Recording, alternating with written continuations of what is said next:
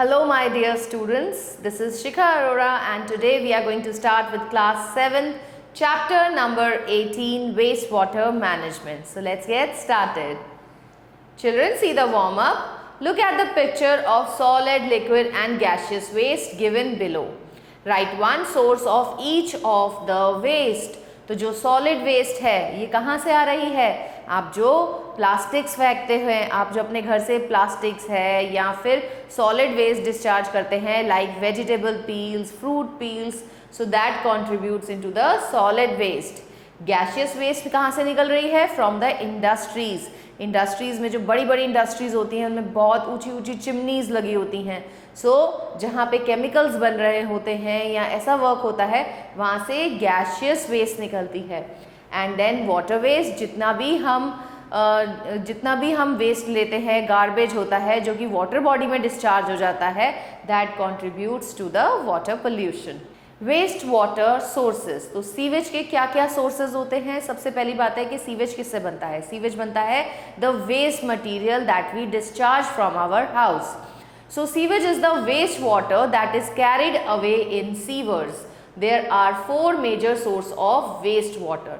तो सीवेज क्या होता है? सीवेज सबसे पहली बात है कि जो वेस्ट वाटर, आपके घर से निकला हुआ गंदा पानी, it could be through your washrooms, और आपने जो क्लीनिंग करी है या आपने जो क्लोथ्स धोए हैं उनसे जो वाटर निकला है, the dirty water that is carried away in sewers is called as sewage. तो इसके अंदर सबसे पहले आता है डोमेस्टिक सीवेज. डोमेस्टिक सीवेज कहाँ से बनता है?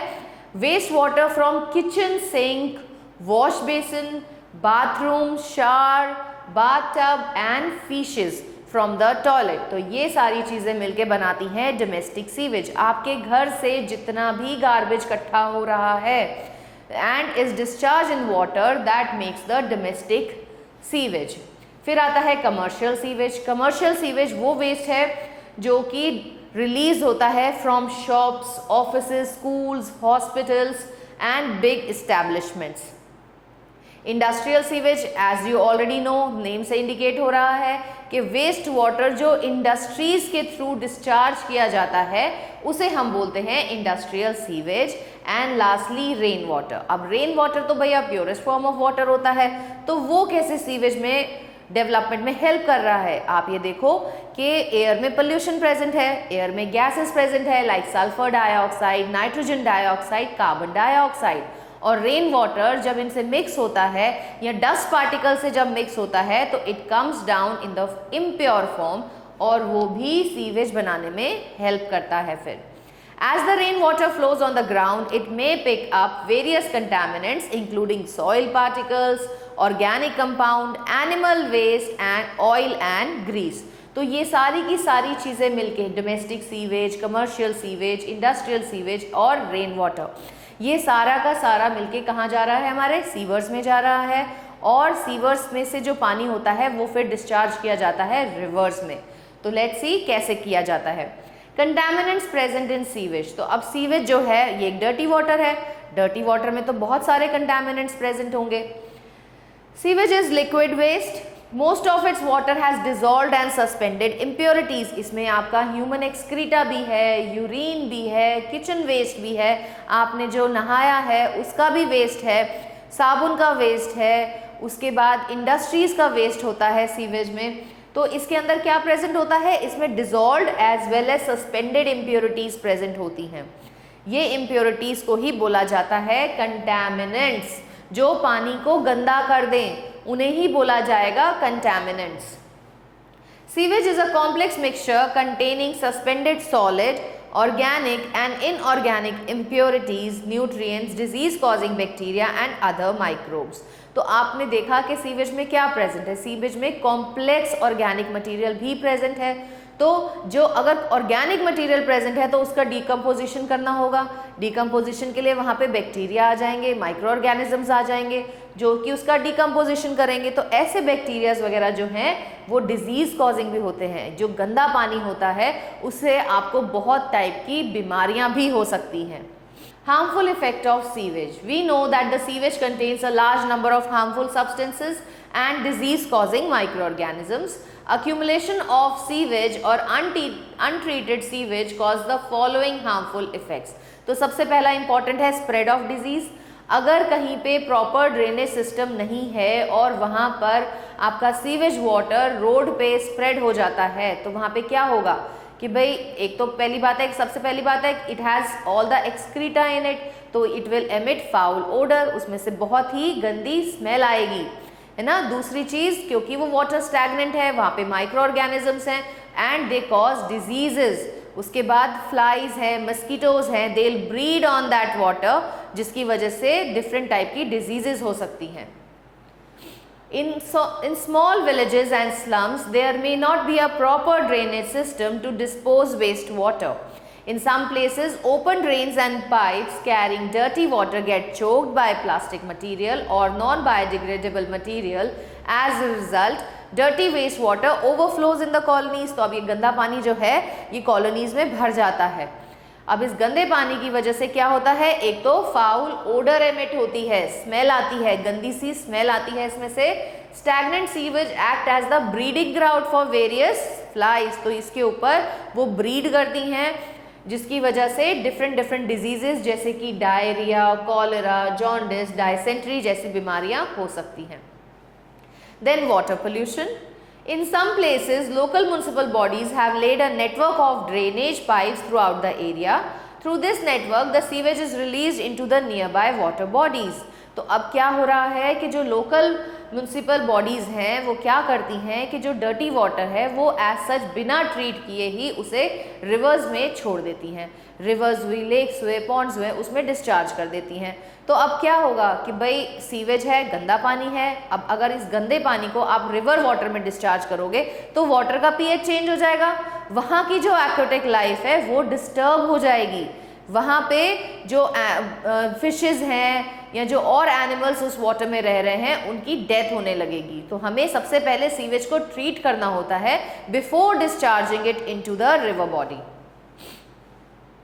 अगर आपने इस अनट्रीटेड सीवेज को वाटर बॉडीज में डाल दिया तो क्या होगा, वाटर में पोल्यूशन हो जाएगा। तो ऐसा वाटर अगर आपके घर में आएगा तो it will not be fit for consumption. हमारे घर में पानी कहाँ से आ रहा है, रिवर बॉडी से ही आ रहा है। तो ये पानी अगर कंटैमिनेटेड होगा और आप कंटैमिनेटेड वाटर को पिएंगे तो आपको डिफरेंट टाइप की डिजीजेस हो जाएंगी। In some places, local municipal bodies have laid a network of drainage pipes throughout the area. Through this network, the sewage is released into nearby water bodies, that is lakes and rivers. Discharge of untreated sewage into water body is one of the main source of water pollution. Drinking of water contaminated with sewage can cause many diseases in people. ऐसे ही एक और important effect है sewage का जो कि है eutrophication. अब eutrophication का मतलब क्या है कि चिल्ड्रन, आपको पता है कि इस डर्टी वाटर के अंदर बहुत सारा ऑर्गेनिक मटेरियल प्रेजेंट है, ऊपर से ये स्टैग्नेंट है, तो क्या होगा, इसके ऊपर एल्गी जो है वो ग्रो करना शुरू कर देगी। You know algae is green in colour, algae अपना खाना खुद बना सकती है। तो एल्गी जब इस वाटर के ऊपर ग्रो करना शुरू करेगी, it will cover the entire pond और द लेक, और उसके बाद वो क्या करेगी, वो ऑक्सीजन का कंजम्पशन तो लेगी, वो ऑक्सीजन वाटर से लेगी, लेकिन ऊपर से जो एयर की ऑक्सीजन है वो पानी में नहीं जाने देगी। It will cut the supply of oxygen, जिसकी वजह से एक्वेटिक लाइफ जो है इससे पानी में डिस्टर्ब हो जाएगी। Sewage contains nutrients like phosphates and nitrates. The discharge of such nutrient-rich water into water bodies called increased growth of algae. और जब एल्गी बहुत ज़्यादा बढ़ जाती है पानी में तो उसे ही बोला जाता है यूट्रोफिकेशन। आपने देखा होगा पॉन्ड्स के ऊपर एक ग्रीन कलर की लेयर सी बनी होती है ना, तो वहाँ पे एल्गी की जो है एल्गल ब्लूम जो है वो ज़्यादा हो गया है, जिसकी वजह से वहाँ की एक्वेटिक लाइफ जो है वो डिस्टर्ब हो जाएगी। A large population of algae in the water body would decrease the amount of dissolved oxygen in water, as algae would use oxygen for its respiration. तो वो वाटर की ऑक्सीजन को तो यूज कर लेगी लेकिन बाहर की ऑक्सीजन को अंदर नहीं आने देगी। The sewage system in a house or a public building generally there are two sets of pipe. तो दो पाइप्स के सेट्स होते हैं, एक होते हैं नैरो पाइप्स जो कि आपका क्लीन ड्रिंकिंग वाटर को आपके घर में लेकर आ रहे हैं, और एक होते हैं वाइडर पाइप्स और थिक पाइप्स जो आपके घर से सीवेज को लेके जाते हैं। An underground water pipe that carries away dirty waste water is called a sewer. तो आपने देखा होगा कि जो अंडरग्राउंड में वाटर पाइप्स लगे होते हैं जो कि डर्टी वाटर को कैरी करते हैं उनको हम बोलते हैं sewer. If anyhow we could see through the ground, we would see a network of sewers forming the sewerage. तो यहाँ पर बहुत सारे सीवर्स, अगर आपको कभी मौका मिला हो कि देखने का, तो आप देखोगे कि ज़मीन के नीचे बहुत सारे इसी टाइप के नेटवर्क्स ऑफ सीवर्स बनाए जाते हैं जिनको हम बोलते हैं sewerage. So sewerage is an underground network of interconnected pipes called sewers that transports or carry the sewers from place where it is produced to the sewage treatment plant where it is processed. तो sewerage जो हैं आप देखोगे कि बहुत सारे pipes जो हैं वो इंटरकनेक्टेड होते हैं. ये आपके घर से डर्टी वाटर को कलेक्ट करते हैं और कहाँ लेकर जाते हैं? To the sewerage treatment plant, जहाँ पे इसका ट्रीटमेंट होता है before discharging it into the river body. A manhole is covered vertical hole in the ground, pavement or road above the underground sewer pipeline. If there is any leakage or blockage in the underground sewer pipeline, तो कोई भी जो sanitary worker होता है वो इसी manhole के through नीचे जाके उसको रिपेयर कर सकता है, उसकी क्लीनिंग कर सकता है ताकि ब्लॉकेज जो हुई है वो रिमूव की जा सके.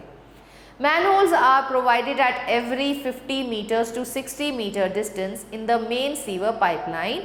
Manholes are also provided at the junction of two or more sewers. तो manholes इसीलिए बनाए जाते हैं ताकि अगर कोई भी ब्लॉकेज आती है या कोई भी प्रॉब्लम आती है, वाटर जो है इसमें सीवर में मूव नहीं कर पाता, तो कोई ना कोई प्रॉब्लम आ जाती है.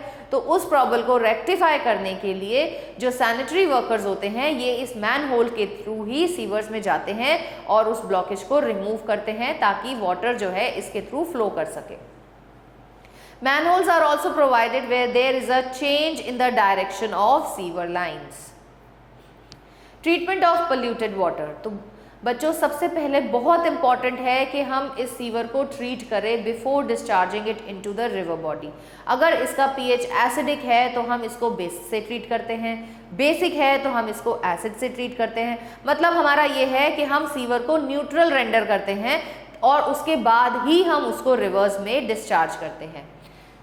Sewage following through drainage pipes can be treated in a specially designed treatment plant. तो आप यहाँ पे देख सकते हो, यहाँ पर एक वाटर ट्रीटमेंट प्लांट है जिसमें कि गंदा पानी जो आता है उसको प्यूरिफाई किया जाता है. उसके अंदर से आप सारी सॉलिड इम्प्यूरिटीज़ हटाते हो, फिर उसके अंदर से लिक्विड इम्प्यूरिटीज़ हटाते हो, माइक्रोब्स उसके अंदर जो उत्पन्न हो जाते हैं उनको हम रिमूव करते हैं. उसके बाद ही ये पानी साफ होता है और इवन आपके घर में भी सप्लाई किया जाता है for the purpose of drinking. तो sewage treatment before raw sewage can be safely released back into the environment, it needs to be treated correctly in a water treatment plant. तो इसके लिए एक water treatment plant आप यहाँ पे picture में देख सकते हो. In a water treatment plant, sewage grows through a number of chambers and chemical processes to reduce the amount and toxicity of the waste. तो इनके थ्रू, इन चेम्बर्स के थ्रू हम इनको पास आउट करते हैं जिसकी वजह से सॉलिड इम्प्यूरिटीज़ भी अलग हो जाती हैं. इसके अंदर जो माइक्रो ऑर्गेनिजम्स हैं या जो हार्मफुल गैसेस हैं वो भी इसमें से हम रिमूव कर पाते हैं. तो सीवेज ट्रीटमेंट के अंदर सबसे पहले 3 ट्रीटमेंट्स आती हैं. पहली आती है प्राइमरी ट्रीटमेंट, फिर secondary treatment and third is tertiary treatment. Primary treatment, the sewage first goes through primary phase. This is where some of the suspended solid particles and inorganic material are removed by use of filters. तो सबसे पहले जो हमारा sewage का water है, sewage जो है उसको सबसे पहले हम प्राइमरी ट्रीटमेंट देते हैं जिसके अंदर ये डिफरेंट फिल्टर से पास होता है ताकि इसके अंदर जितनी भी सॉलिड इम्प्यूरिटीज़ है, इनऑर्गेनिक मैटर है, उसको हम रिमूव कर सकें. Then secondary treatment. Secondary treatment is designed to degrade the biological content of the sewage that is derived from human waste, food waste, soaps and detergent. तो secondary treatment में हम क्या करते हैं, इसके अंदर जितना भी ऑर्गेनिक वेस्ट है, बायोलॉजिकल वेस्ट है, जैसे कि ह्यूमन एक्सक्रीटा हो गया और इसके अंदर वेजिटेबल पील्स हो गए या फ्रूट का वेस्ट हो गया, इन सबको भी हम फिर ट्रीट करते हैं ताकि उसको हम कंप्लीटली रिमूव कर सकें.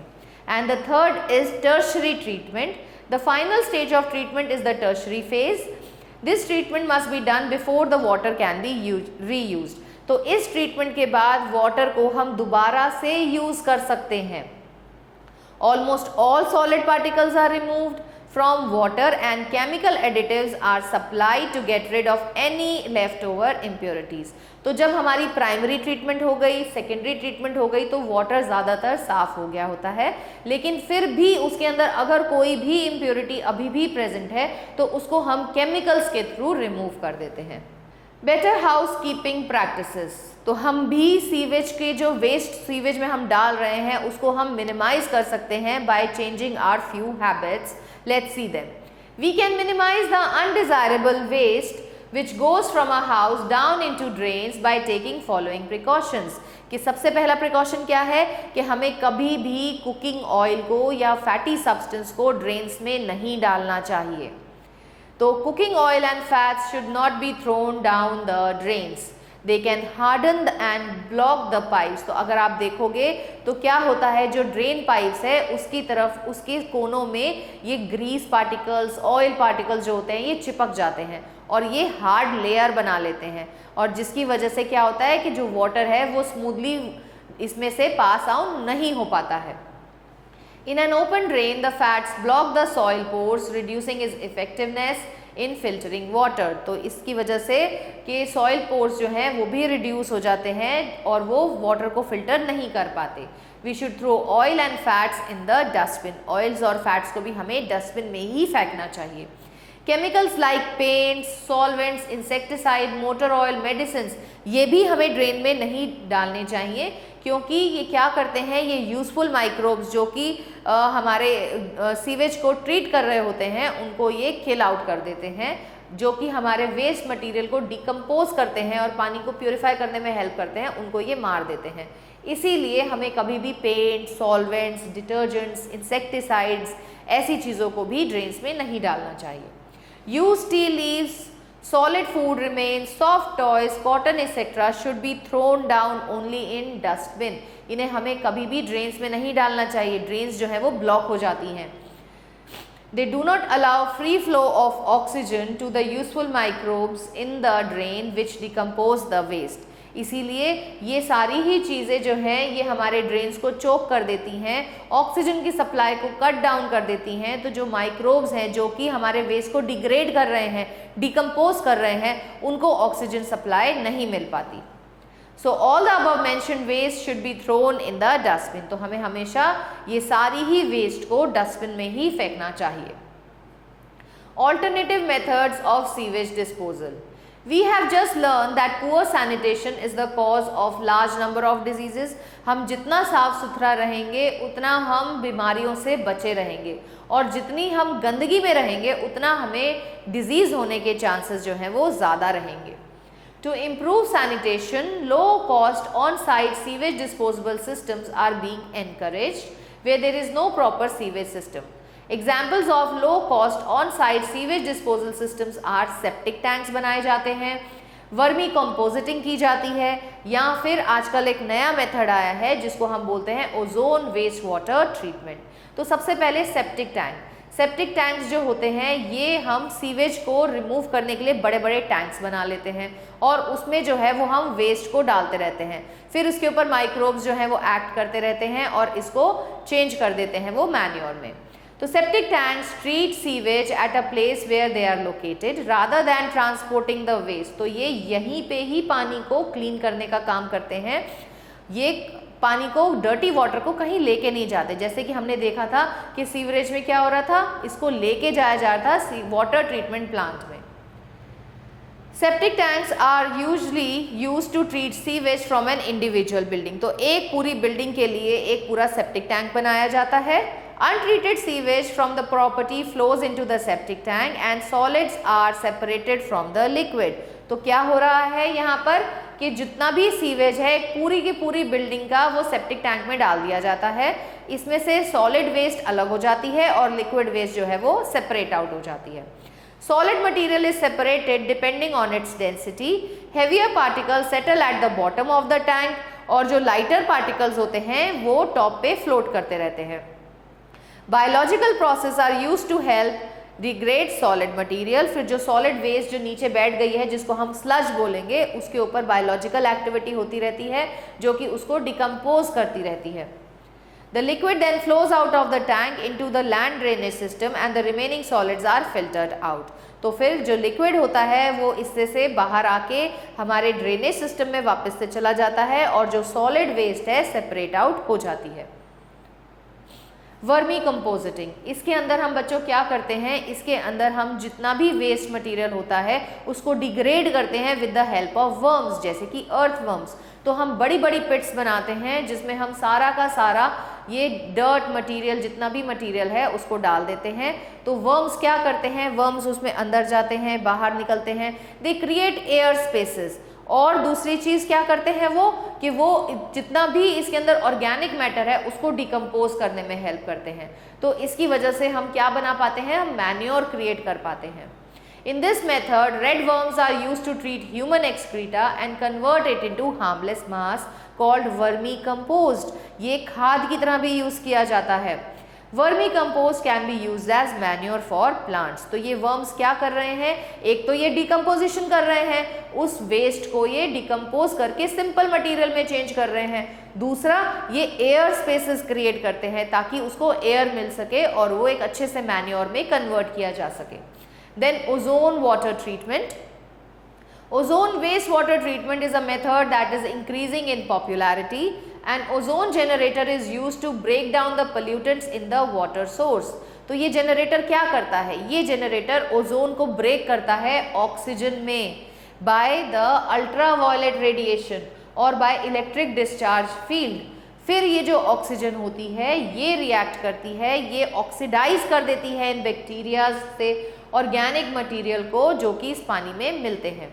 तो ओजोन वेस्ट वाटर ट्रीटमेंट जो है आजकल बहुत ज़्यादा पॉपुलर होती जा रही है। इसके अंदर हमें क्या चाहिए होता है, हमें चाहिए होता है एक ओजोन जनरेटर। अब ओजोन जनरेटर ओजोन को ही ब्रेक करता है। ओजोन जब ब्रेक होती है तो इट फॉर्म्स ऑक्सीजन का molecule plus O, nascent oxygen बनती है। यही वो नेसेंट ऑक्सीजन होती है जो ओजोन है, यही है वो जो ऑक्सीडाइज कर देती है बैक्टीरिया को, मोल्ड्स को, ऑर्गेनिक मटेरियल को, other pollutants found in water. Using ozone to treat waste water has many benefits. सबसे पहली इंपॉर्टेंट चीज़, ये बैक्टीरियाज को किल कर रही है। दूसरा कि अगर जितना भी मटेरियल, इस मटेरियल में अगर आयरन है, सल्फर है, तो उसको भी ये इजीली फिल्टर आउट कर देती है। इसके अंदर कोई स्मेल नहीं बनती। अगर आप सेप्टिक टैंक की बात करो तो सेप्टिक टैंक में भी फाउल ओडर है एंड वर्मी कंपोजिटिंग में भी है, लेकिन इसमें कोई फाउल ओडर नहीं आती है। और residue produce from the treatment. Ozone converts back into oxygen quickly and leaves no traces once it has been used. इसके अब डिसएडवांटेजेस भी हैं। The treatment requires energy in the form of electricity. This is costly and cannot work when the power is lost. तो इस treatment के लिए सबसे पहली इंपॉर्टेंट क्या बात है कि ये इट रिक्वायर्स इलेक्ट्रिसिटी।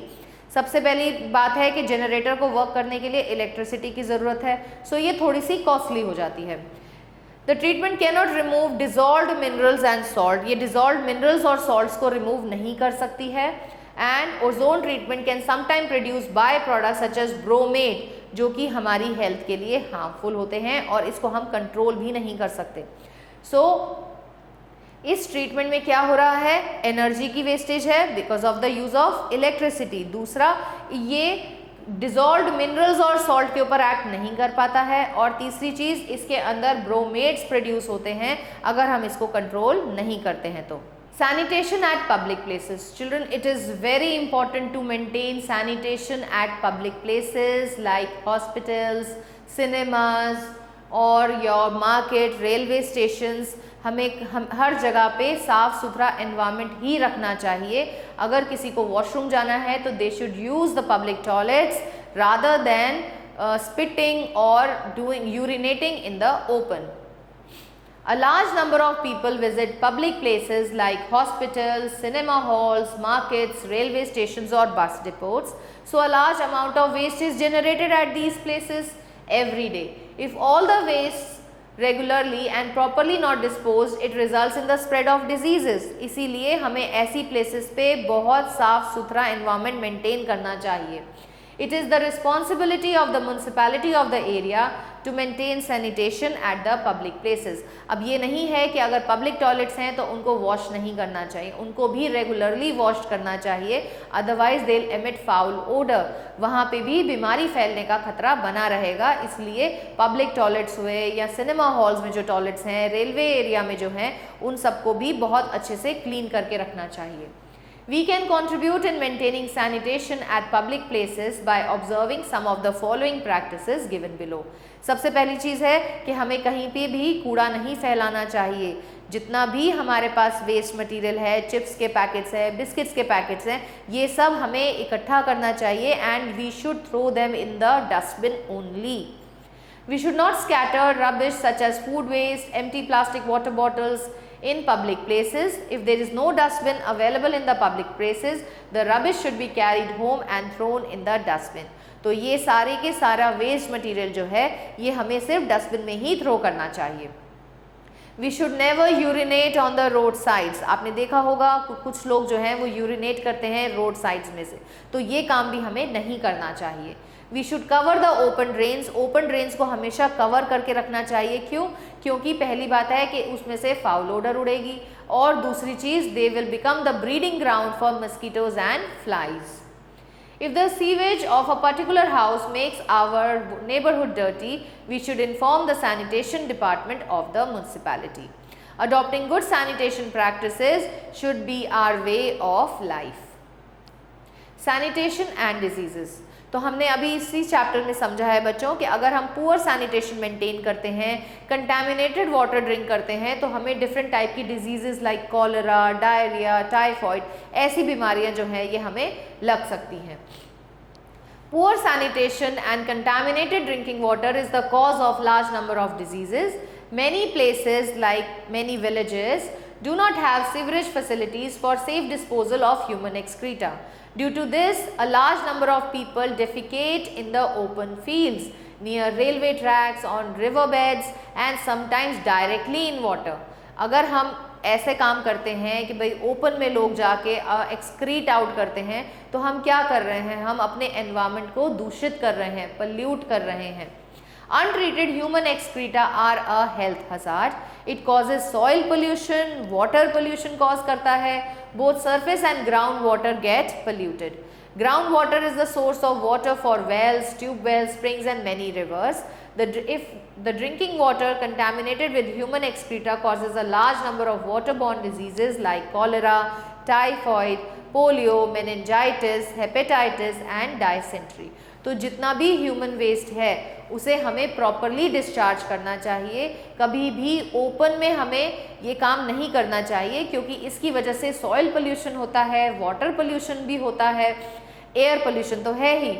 तो इनकी वजह से डिफरेंट टाइप की डिजीजेज हो सकती हैं. प्लांट का वाटर, जिस वाटर में अगर हम इन चीज़ों को अनट्रीटेडली डिस्चार्ज कर देते हैं तो वाटर के अंदर जो एक्वेटिक लाइफ है वो भी डिस्टर्ब हो जाती है. Children, have a look on the new words. Sewage, wastewater that flows down the drains and contains suspended impurities. Sewerage, a channel system of pipelines that carry sewage. Biodegradable waste, the waste are easily decomposed by the decomposers. Non biodegradable waste, जिस waste को decomposers decompose ना कर पाएँ, जैसे कि plastic सालों साल तक ही ऐसा ही बना रहता है, इसीलिए उसे हम नॉन बायोडिग्रेडेबल वेस्ट की कैटेगरी में डालते हैं. Eutrophication, it is the creation of biochemical oxygen demand caused by water pollution. Now children, have a look on the summary. Cleaning of water is the process of separating pollutants from wastewater before it is released into water body or is reused. Sewage is the wastewater carried away in sewers or drains. Sludge is the end product of sewage treatment. It is thick viscous material that settles at the bottom of the tank. Biogas is used as a fuel or to produce electricity. Chemicals such as chlorine and ozone are used to disinfect water. Before releasing it into the distribution system. तो हम chlorine की tablet को भी use कर सकते हैं large amount of water को clean करने के लिए। एक छोटी सी क्लोरीन की टैबलेट पानी में डाल देते हैं और पानी जो है उसके अंदर से जितने भी माइक्रोब्स हैं या जो जर्म्स हैं वो किल आउट हो जाते हैं। Always throw oil and fats in dustbin, do not throw them into drains as they hardens and blocks the pipe. Also the deposition of fat or oil in drain reduce water filtration. Do not throw used tea leaves, food remains, cotton etc. into drains. It chokes the drain and does not allow free flow of oxygen, thereby hampering the degradation of waste matter. Children, have a look on the exercise. See the first question. Choose and tick the correct option. The wastewater produced and released by hospital is a commercial sewage. The organic impurities present in sewage, क्या किस किस चीज की organic impurities हो सकती है? It is the human feces. An underground water pipe which carries dirty waste water is called sewer. Compressed air is bubbled through clarified water in aeration tank. Aeration tank ही वो होता है जिसमें हम air को इंट्रोड्यूस करते हैं। Children, see the fifth question. People defecating in the open field cause soil pollution. Have a look on true and false children. Urea is an inorganic impurity present in sewage. नहीं, urea एक organic impurity है, so this is false. Sewerage is the transport system that carries sewage to the treatment plant. True. Chemical toilet is a low-cost on-site sewage disposable system. Yes, true. Sewage is solid waste which causes water and soil pollution. Sewerage is a liquid waste. So this is false. Untreated human excreta is a health hazard. Again, it is true. Children, see the fill in the blanks. First part. Poor and contaminated drinking water is the cause of large number of diseases. So here you will write poor sanitation. The process of wastewater treatment is known as sewage treatment. Sewage is a liquid waste. Activated sludge is about 97% of water. The suspended impurities dissolved in sewage are called sludge. Children, see the fifth question. The suspended impurities dissolved in sewage are called contaminants. With this, we have come to the end of this chapter. Hope you have understood this chapter nicely. Stay tuned for the new video. Till then, goodbye.